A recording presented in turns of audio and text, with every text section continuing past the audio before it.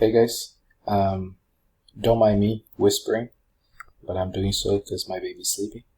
Aguinaldo showed us that we now have breakout rooms, right? But you can see here that some the program doesn't show. So you gotta do something in the configuration. Right? So you're gonna click on your profile picture or on your name that is there. You're gonna click on My Profile. It's going to open a web page, the Zoom web page of your profile.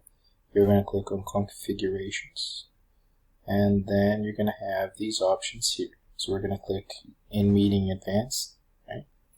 So as soon as you click there, you have here the first option, sala simultânea, and that's it. We'll just close this and let's try it again. Let's see if it shows up.